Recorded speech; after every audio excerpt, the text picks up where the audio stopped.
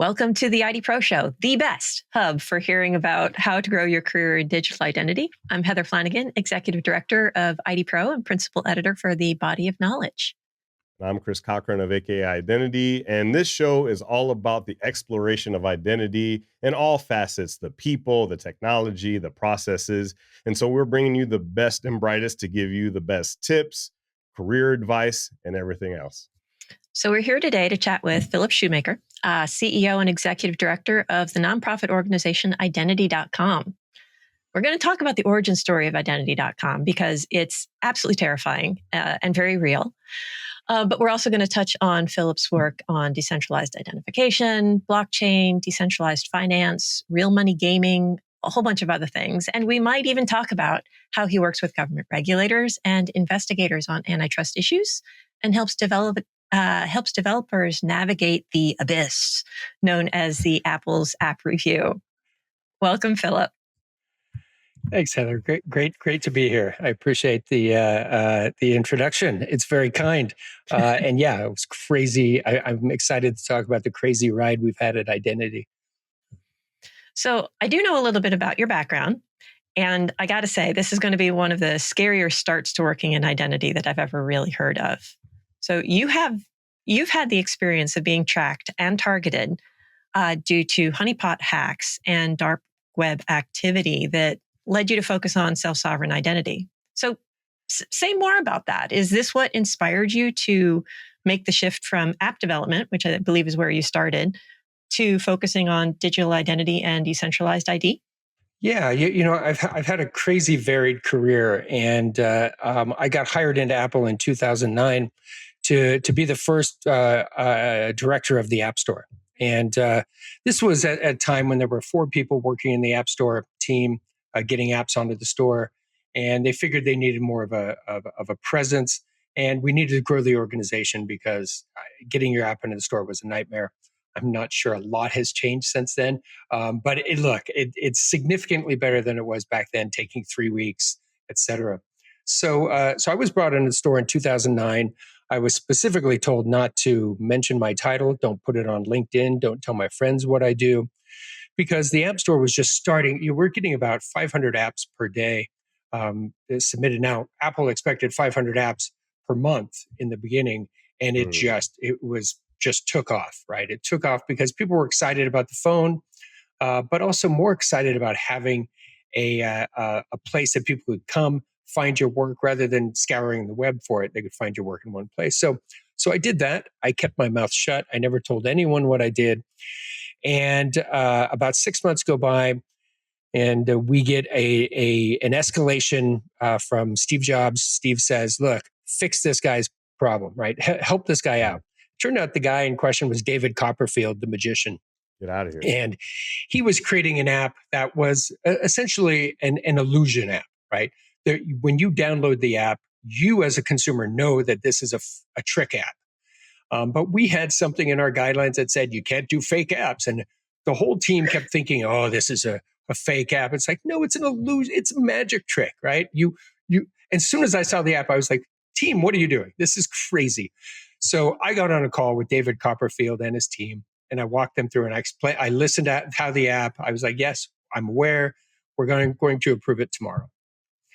And little did I know, just that conversation was going to change my life, because David Copperfield then tweeted me and outed me as the head of the App Store. Oh. And in a tweet saying, thanks to Philip Shoemaker, our app is going to come through in the store, blah, blah, blah. And that changed everything in my life. I had developers attacking me. I had bribery attempts. And people started just trying, let's learn more about this guy, right? So they'd scour me on Facebook or LinkedIn, and everywhere I tried to lock down my identity as best I could. But look, cat was out of the bag, and people started doing a lot of digging. I had many times people would sit, because they found a picture of me online, people would sit in one of the lobbies with my picture, and they would just wait for me to walk through one of the lobbies. They had people in, this was when we were all in infinite loop, and aisle 1, aisle 2, I was in aisle 3. And the receptionist would call me and say, hey, Philip, don't come out this way. There's somebody with your picture. It's like, can't you kick them out? I mean, I can't leave the office. And they were like, no, we don't do that.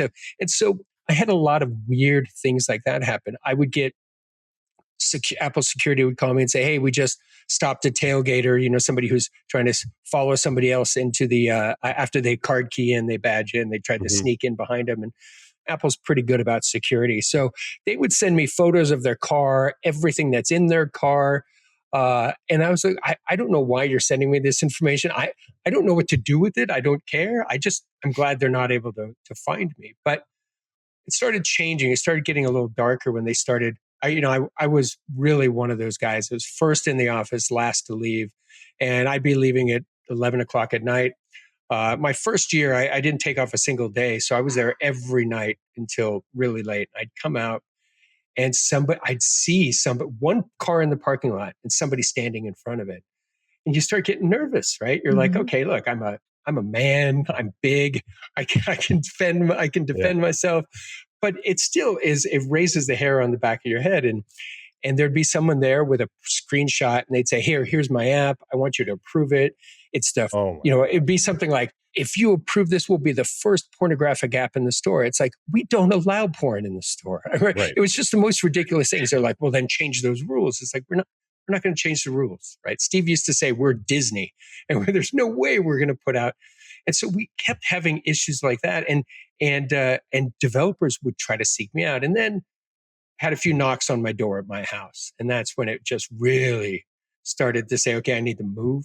I don't know how to solve this problem. And it just kept getting worse and worse and worse. And it seems like, they were able to find my home through a variety of hacks, through maybe Equifax and other hacks that have happened, these honeypot hacks that have occurred. And it really started to concern me. But look, I also got death threats from people all over the world. There was one death threat from what my Australian customers would say was a celebrity mass murderer. And you're just like, well, how can you be a celebrity mass murderer like Charles Manson? I didn't. Right. It was this guy Chopper Reed who was found guilty of murdering people. Ultimately, got out of jail, and he wanted his app approved in the store. And he got very, very angry. And my legal team and security team, they told me, they're like, just don't go to Australia. And so that eliminated will fix everything. Exactly. Just don't go there. Now, he has since passed away, so I can visit. I think I can go to Australia now. But it was weird things like that. And that just always made me think, it's like, there's got to be a better way. How do we do this? But I was still at Apple and didn't think much about identity and at that point. But then I also started running into this problem where developers would do really bad things in the App Store. And so we would terminate their developer membership, right? We'd say, you just can't be on the store. And sure enough, they'd pop up in a matter of minutes under a completely different name, different bank account maybe. They weren't so clever in the beginning. It was the same bank account, but everything that was trackable, at least you would think by my team, was obfuscated in some way. And literally, we had one. The guy's name was Ting Tang, and he just switched the name to Tang Ting and got through the process, right? And so there's no real identity verification done at the App Store level. And that's true as of today as well, unless you're going in as a business. If you're going through a business, you have to go through Dun & Bradstreet, D&B. Now, you might say that's not super effective either. But look, D&B is at least one way of KYC, and KY being a company. But individuals, you can go through an assumed name. You can have a prepaid credit card, and you have an email address. And we have millions of email addresses you can just make up. And that's what got me thinking. It's like we played whack-a-mole constantly to get these developers off our platform that were trying to defraud the customer, doing some sort of scams, asking for things like social security numbers before you can play a game, things like that they would do to just try to steal your identity. And that was nonstop. And when I left Apple in 2016, I just scratched my head. It's like, it's got to be a better way of identifying who the customers are online. And that's really what got me thinking about digital identity more. I didn't care about it before. I love the anonymous nature of the internet, but this really got me thinking. What a story. Jeez. And I mean, how did it feel to be like a part-time rock star? I mean, this is probably what they had to deal with paparazzi and things like that. But yeah. I'm sure that from a privacy standpoint, you were just like over it. I was over it really quickly. In fact, I mean, Gawker and Wired did some searching into my Twitter feed, and I had an auto accept on Twitter back in the day, and so all kinds of unsavory people appeared in there, and they're like, "Oh, look what he's looking at," and it was just people that were following me. I was, and I was following because I had that auto follow, Right. and it just destroyed my life. I mean, I was devastated. And Apple, they kept me employed, but they did nothing about it. They're like, look, we're not gonna continue the news cycle. Just ignore it. And after a few months, people kind of forgot about it. But I never did. I was so embarrassed walking around outside. It was like, are people looking at me? But it was the App Store. Nobody really cared. It's not like I was a real celebrity. It just felt like it, right? It was scary, but I hated it. Hated it. Yeah. We got to talk a little bit about decentralized technology. I've been a big fan. I actually had a podcast that was focused on exploring different blockchain technologies, Web3 technologies. So let's talk a little bit about decentralized identity and verifiable credentials. Like, where are we at today, and where do you see this technology going? Yeah, to me, a decentralized identity is a verifiable or a encrypted proof that you are who you say you are. Now, a DID, a decentralized identity, can be seen as just an email address. It could be as simple as an email address, but a lot of us use it in the case of full KYC.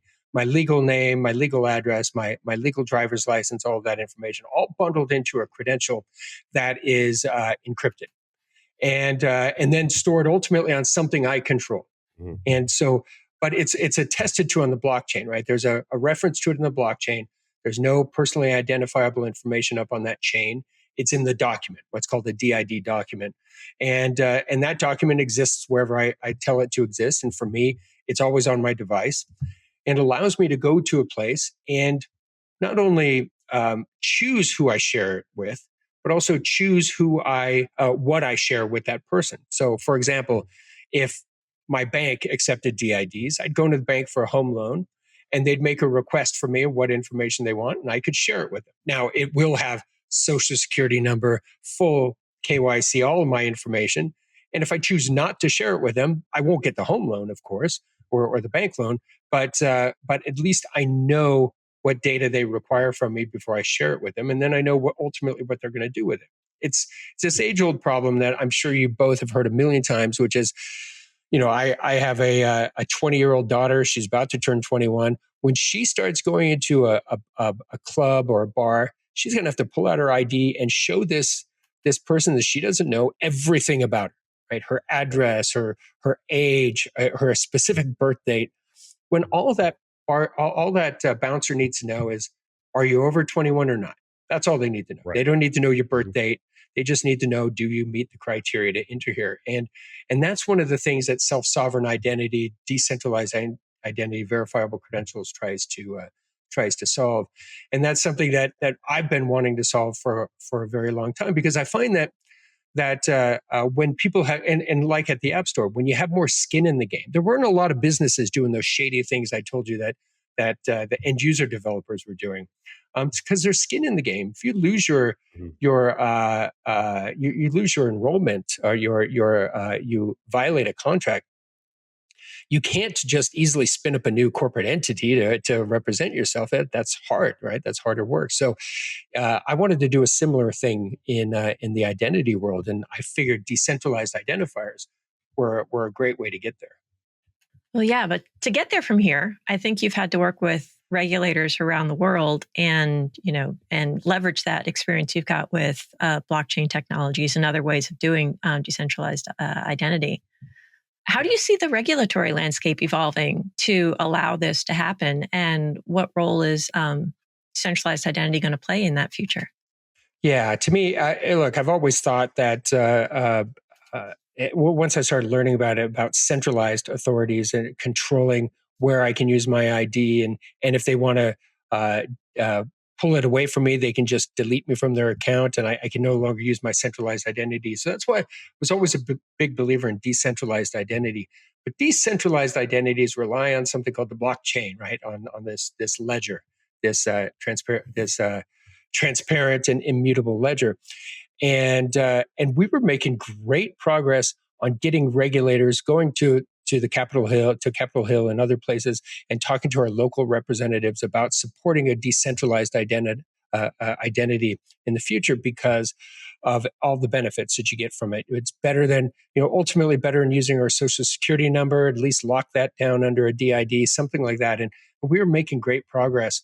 And then crypto scam after crypto scam after crypto scam hit. And right, most of us there was no real blockchain until Bitcoin came along. Yep. And there were concepts of it out there, but Bitcoin was the first implementation. Now it's every time you bring up blockchain, people say, "Oh, crypto," and you're like, "No, well, it's nuanced, right? It's definitely nuanced." And so once this whole, so we were having great progress with a lot of people on the Hill, and then when FTX exploded and Sam Bankman-Fried went to jail, or at least was arrested, everything changed. I would go to meet with the regulators, and their aides would say, "We're not talking crypto."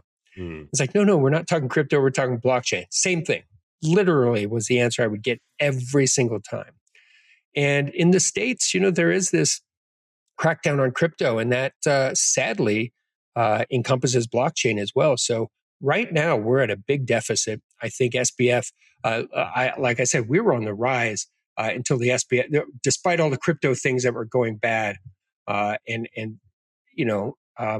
have a lot to say about that space. But when SBF and FTX imploded, it's really delivered such basically a death to a lot of our conversations that we're having on the Hill. So the regulators are to this day are less interested in speaking to us than they were in the past. Yeah, that's tough. I hate it when a couple bad apples just ruins the bunch when it comes to technology like that. Is that the Satoshi paper behind you, or is that something else? Yeah, that is the Satoshi paper. Okay. Yeah. Nice. And look, it was one of those things that I so believed in. And then, and look, I think one of the big issues that we have in this world, and AI, we're saying the same thing in crypto, is that these people go out there at first thinking, let's do something interesting, let's do something cool. And they think about, well, what about privacy? What about security? What about following the like if I'm dealing with money, I'm going to follow the same standards that the banks do and the credit card companies, be PCI DSS compliant, be SOC 2 compliant. These are all compliance measures to protect the data. And these crypto companies, by and large, I don't want to say a blanket statement, but so many of them just ignore that. And this is, some of my rules about what to do when you build a company is you got to focus on privacy and security as probably one of the very first things you do, especially if you're dealing with PII. With regulators, I think we're at this point where the regulators don't want to talk to us blockchain folks, but they're getting really in a tizzy about the AI stuff, and we can help solve some of those problems, right? With I don't know if you guys know about the service Only Fake, no S at the end, just Only Fake, right? It's this AI service that allows me to create a synthetic identity that is passable on most eKYC systems in the world right now in a matter of minutes. So I can go up there and I can pretend that I'm you, that I'm Chris, and say that, or that I'm, or even that I'm Heather. I could do that pretty quickly, and then get it into most eKYC systems in a format that they will accept. And now I'm fooling everybody. I'm pretending to be someone I'm not. It just takes a matter of minutes. And this is why we can't have nice things. That's right. Right. One of the things I learned, I'll tell you, at Apple, was that wherever somebody has the ability to make money or steal money, they will go. They will put all the work in necessary to make stuff happen. And I remember I'd always say, it's like they just spent 1% of this time on curing cancer. Right. We'd be in a much better position than we are now. And it just seems like, hey, if people want to fake us out of our identities, fake us out of our money, trick us, and if we can use blockchain and other things to help combat this, I think we'd be in a much better position. But the regulators don't really want to talk about anything crypto or blockchain unless it's about killing it. Right. And that's puts us in this weird place as a decentralized identity company. Oof. I want to go back to the App Store for just a second, because I've probably conducted maybe 500 or so interviews over my career. I've done things like executive coaching for like cybersecurity practitioners and things like that. One of the themes that I've picked up on is that these like really tough moments, like throughout your life, not even just in your career, but in your life in general, tends to change how you look at and approach life going forward. So that experience with the App Store, had that changed the way you look at digital identity? And have you used learnings from that situation in the work that you're doing today? Well, yes, it definitely did. I think it's a great question. It's tough. It changed everything for me. I used to be one of those guys that I say on LinkedIn, I only accept people that I've worked with in the past that I want to work with in the future, right? And so I was very hesitant on accepting people. Facebook, I'm like, I'll accept anybody who wants to be a friend of mine. And boy, that really blew up. After that, I shut down what I was exposing to people. I deleted a whole bunch of so-called friends off of that, and I made LinkedIn much more open because I don't share any PII up there, whereas I tend to do that on Facebook, or I used to. And so I changed everything with regards to what I share in the world. At the time, I got off Twitter. I never was a big Instagram user, but I share basically nothing about my life now. Now, I made the mistake a few years back. I was speaking at a conference in the Dominican Republic. It's a place I love. I visit a lot, and this was a tech conference with a bunch of venture capitalists and entrepreneurs. And at the end of my presentation, I put my mobile phone. Said, "Hey, if any of you want to reach out to me," and no. By the time I got back to my hotel, I noticed my phone stopped working pretty quickly. And I was just not getting coverage, but it's the DR. I was like, it's the DR. When I got to my hotel room, I got password change requests from Chase, from Gemini, a crypto exchange, from Coinbase, from tons, Gmail. And I saw that and I'm like, oh my God, just got SIM swapped, literally. And so you would think I would have learned about this earlier on. Don't share your mobile number, especially if that's your 2FA. And I've gone entirely to security keys and authenticator apps and everything to lock my life down. And it's just so much work we have to do to protect ourselves. But I think everybody should be looking at this right away. And if you are using a service that only allows things like 2FA through a phone call or a text message, you got to leave that service or something, because I ultimately had to fly from the DR into Miami to hit the phone company I was at to go up to them and talk to them and prove I am who I say I am. And I found out that somebody in Birmingham, Alabama, went into a store the day before and proved they were me and got my SIM swapped. And that's how easy it was. And then they attacked. I was very lucky. I know all these crypto guys in running the App Store. I had to let all their apps into the store. And so I got a personal relationship with the Winklevoss and with Brian Armstrong, people like that. So I could just text their phone number and say, lock down my account. And they did. And look, I was super thankful. But how many people can do that?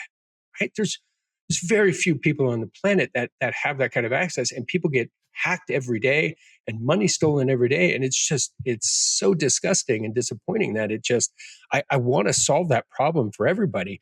It's just, are decentralized identifiers the way to do this? Right? I don't know. It still remains to be seen. What I'm hearing you talk about is a lot of cutting edge work that's touching on blockchain, that's touching on finance. There's going to be a whole lot of innovation in the future. And yet I'm also hearing the challenges of getting there from here because people don't want to talk about it. They hear blockchain, they think crypto. So given that, where do you think things are going? Yeah, I think one of the problems with this whole public key infrastructure is that you have a private key and a personal key, a private key and a public key. And a public key you share with everybody. And this includes decentralized identities, right? You basically have this, so you need your private ID in order to recover and get access to your DID or make modifications to it. And this whole PKI, this whole public key infrastructure is such a bad user experience, right? I mean, it's just makes it so difficult for lay people to get into the industry, to get into the products. And so I see anything to help solve these problems, like wallets in the crypto world, and they're just difficult to work with. So I'm seeing what we're seeing now is a lot of companies are moving away from passwords, and they're moving to pass keys, right? And so you can store a pass key somewhere. I can use my fingerprint or my face on my phone to access those pass keys through a biometrics way. And I think this is the way that we start getting more people interested in this technology, is by using technology that they can use, right? That they can easily use. Let's put it that way. The other day, I had to explain to two gentlemen how to use a crypto wallet. And I tell you, it was, as I'm explaining all these hoops that you have to jump through, they just kind of laughed and said, well, this isn't ready for prime time. And DIDs are in a similar place. We need to solve these problems. We need to make it. But at the same time, I'm not suggesting we put biometrics out in the world and have them be replayed to be able to authenticate ourselves into other systems.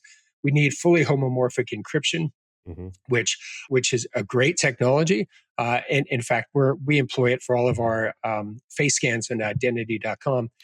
But it's stuff that we haven't seen mainstream yet. The technology is very difficult. It's very compute intensive, but we think we're working with a company that's really good at this. So that's one thing is passkeys are awesome. Fully homomorphic encryption is just around the corner for most mainstream uses, and that'll be able to encrypt things, especially things like if you capture my face through my biometrics and you try to replay it, the fully homomorphic encryption will break. It'll say, nope, that's not Philip. And that to me is super critical. Yep. But beyond that, I think one of the key things that we have right now is that I'm pushing for something that's not super popular, an idea, but I think the internet as it is should be anonymous. But as soon as you want to put something out into the world, a service, for example, or some information because you're a medical expert or something like that, you got to have some skin in the game. And to me, that means we need to identify people online, and we need to be more. It needs to be more rampant about it. A blue check mark on X doesn't mean you've been identified. It means you're willing to pay some money, and that isn't good enough for me. I don't care if somebody's willing to pay money; they can still pretend to be me, and that's not something I'm super keen on. But so now I'm encouraging people to KYC more. And now if I'm saying that, now we're going to have honeypots all over the world of people KYCing. So that's something else I don't want. So I think that everything should be decentralized identity. I should store everything on my phone.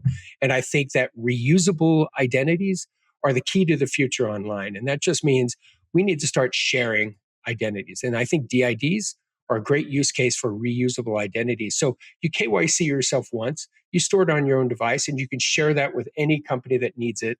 And that to me is like one of the first things we need for the future are reusable identities. My second piece, and this is also controversial, is I'm a huge believer in pseudonymity, right? And pseudonymity to me means that I'm not quite anonymous. Somebody knows who I am. Right. Somewhere I authenticated myself. There's some data out there. And if you need to follow the chain back to get access to me because I'm doing some illegal behavior, that's great. That's the way it's intended to be, because to me, pseudonyms are super powerful. I remember, I don't know if you know the company Yuga Labs. They had Bored Ape Yacht Club, a big thing. The founders of these NFTs of this company were 4 pseudonyms, and when a journalist outed them and their real identities, these guys overnight had to get security teams to follow them around because people said, oh, you created this $1 billion NFT industry. You must be billionaires. Right. So they started getting followed and hacked, et cetera. And so they had to pay all this money out their nose to solve these problems.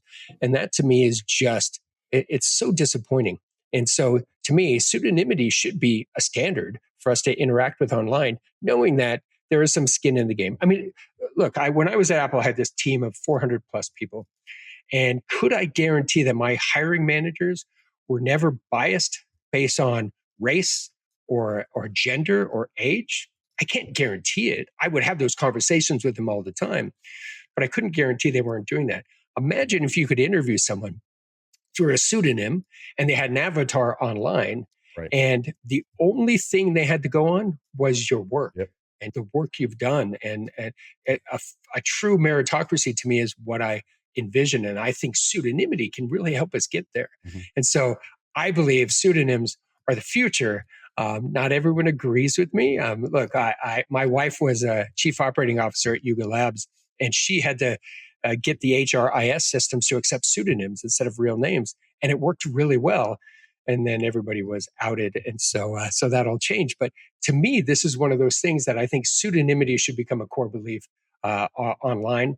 And you should be able to work under pseudonyms. So that's another thing. And then, look, one of the last things I think we need for the future here that's necessary is that AI poses an existential threat to identity across, and for a variety of reasons. One is that, as I said, products like OnlyFake can build a synthetic identity in a matter of minutes.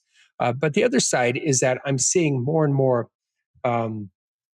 more companies going into the identity arena to scan your ID, prove who you say you are, by using low-cost AI systems, which is driving that eKYC business down to zero. Right? Mm-hmm. They're driving. So I on Fido and Secure, and these companies are going to have to keep lowering their prices until they get to a price point that matches some of these new upstarts. And I think this is another way that AI is totally commoditizing the identity industry. And that's why I think reusability is important.